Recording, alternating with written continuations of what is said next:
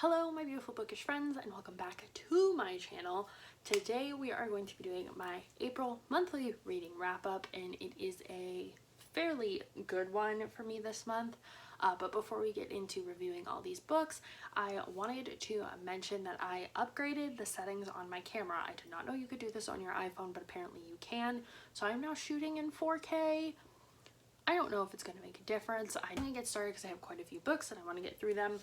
The first one that I have here is Hungry Hearts. This is a anthology of 13 tales of love and food. Most of them are about YA age range, I would say. A few new adult maybe. But this book was very, very heavy. I had heard about this book through Books and Lala, and she had said it was very intense and, you know, very emotional, and she was not lying. The very first story deals with grief. There's a lot of like grief and death, like someone's parent is dead or dying or grandparents are sick or that kind of thing. So if those are things that you don't like reading about, like you want to read about happy things or whatever, I would not recommend picking this up. But there are also some stories in here that I guess could be considered thriller or mystery. There's a horror story in here that threw me for a little bit of a loop. So yeah, lots of authors that you probably know. If you read YA, S.K. Ali, Ren Chupico. I'm looking for another one that I know. Phoebe North I've heard talked about before. So there's quite a few authors in here who are very well known. I wasn't going to rate this book because it's hard. I don't want to rate like each individual story because they each, you know, impacted me differently. But I ended up rating it a 4 out of 5 stars based on just the mix of the stories and how I felt reading them and how I felt the flow was set up, so like the actual layout of the book. And I really liked it. I also really like that you see characters in one story and then you see them in another one and then you get more about them. So it's a really cool kind of almost like commentary on how we meet people and don't know what's going on in their lives sort of situation. So yeah, I liked this one. I would give it a 4 out of 5 and I will probably read it again maybe sometime. I don't know, but for now I'm holding on to it. In my April TBR, I did mention I was going to be reading the third book in the Witch series. This is the first book ever since I started booktube that I am DNFing. Yep, first one ever. I got about 12 pages in, which is odd for me. Usually I try and give it at least 40, but I got 12 pages in and said, I can't do this anymore. The weird descriptions of teenage girls' bodies, just, I couldn't get it, like, I couldn't get past it. I mentioned it in my other reviews.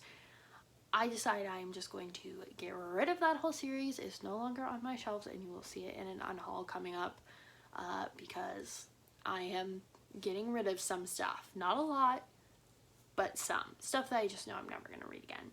So yeah, I DNF that one and do not recommend at all. Next book I have here just in my stack randomly is the Nancy Drew Files Volume 1. I didn't get to this one, so I am going to try and read this one in May because things are kind of slowing down for school and I will have more time to read. There's that. Then we have Kingdom Keepers, which I made no further progress on this month, so again that will be moving on until May.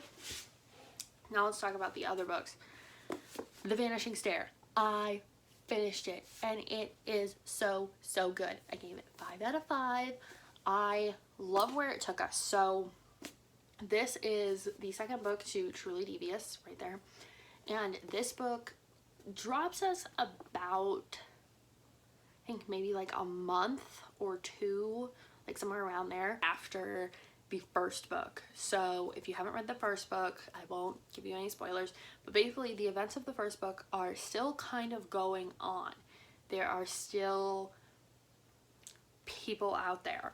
The mystery has not been solved.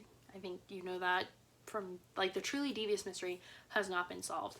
In this one, there are huge breaks right away, which I loved. Questions were answered right away in this one. You had at the end of Truly Devious, and it gives you brand new questions all the way through about what's going to happen. There's so much intrigue, and the bouncing between the 30s timeline and the present day timeline was so good this time. Like, you really learn more about it, and I think Stevie's point of view came through a lot stronger in this one. How she deals with anxiety and different things, and how she imagines things and sees things, and how she breaks the case in different ways.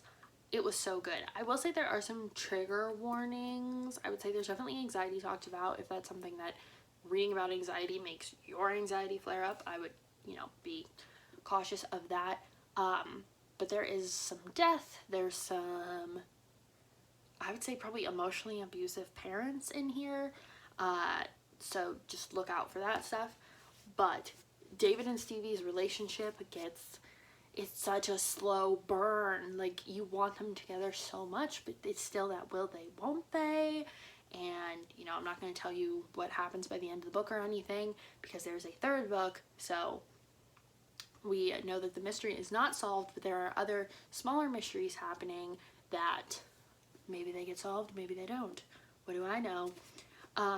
But it's so good, and you get all the old characters. There's so much representation of LGBTQ. There's some non-binary people in here. There's gay, lesbian. There's such a big group of people, and all the characters are so dynamic. It's just so good. The next one is another book I have been waiting to read, and that is Love Her or Lose Her by Tessa Bailey.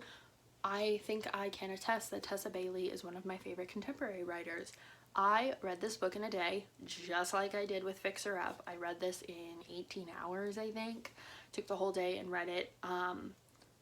This one, I think I may have liked better than Fix Her Up, if I can say that. I think I just connected with this story more.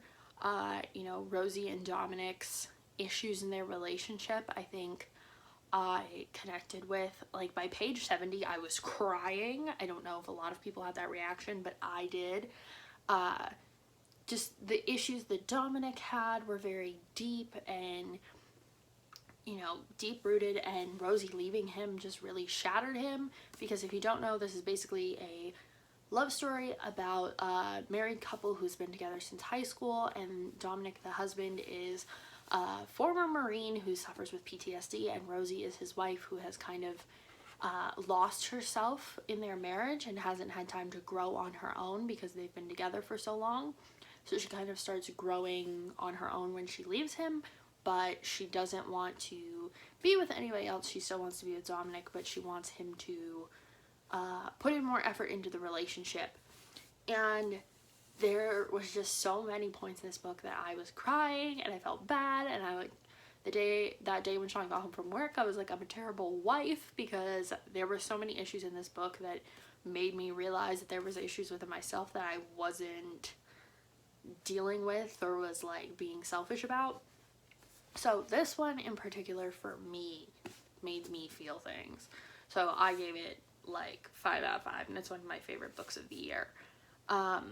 But there's like a hippie marriage counselor, and he's hilarious. He's always high, and just, you see other characters from Fix Her Up in here too, which is great. Like, Georgie's in it, and the Just Us League is still in effect for all of this, so that community of women that were in Fix Her Up.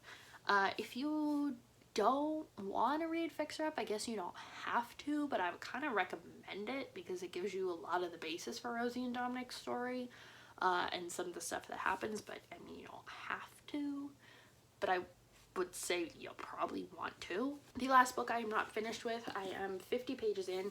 That is The Shadow Glass by Rin Shepico. This is the last book in the Bonewish series, so I will not give you too many spoilers.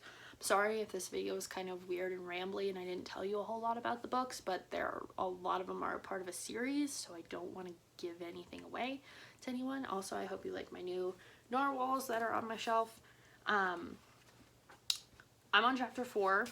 I am 54 pages into The Shadow Glass, and already I'm telling you, it's gonna be a good one. I can see how things are wrapping up. Taya and Fox and everybody from before are, you know, continuing their journey with the Deva and doing bone witchy things and trying to figure out basically, is this legend that all of these witches have been told throughout the years to be the reason why things are the way they are true? Like, have they been lied to? So that's basically what Tay is doing, and I think she's going to exact her rage. I mean, I know she's going to. She did in the last book, but I think it's gonna really come to a head here because this is also told in dual timelines. It's supposed to be like we're reading a, like, not a journal because it's not written like a journal. It's still a third person account, but Taya's account of how things happen. And then a bard who is going to sing the story of her is working in the present time while things are still going on. So basically we're getting to the point where the timelines are going to connect and everything will be kind of running parallel to each other. I think right now it's just like a little bit behind the other, like maybe like a month or two or even less, I'm not sure, but things are going down. And to put this into perspective, the line on the front of the book says, I am sorry about many things, but I am not sorry about this. So it's going to be very good. Also, if you're reading the first book or the second book, plug your ears, look away. I love Taya and Callan. Love it. Love it. Love it. So good. That's all I'm gonna say. That is it for my April wrap up. It was a bit of a long one, I apologize, but I did a lot of reading and I still have a lot to do. So I hope you guys enjoyed this wrap up and I will see you in my next video, which will be my May TBR. Woo! Okay, I hope to see you guys in the next one and I'll see you next time.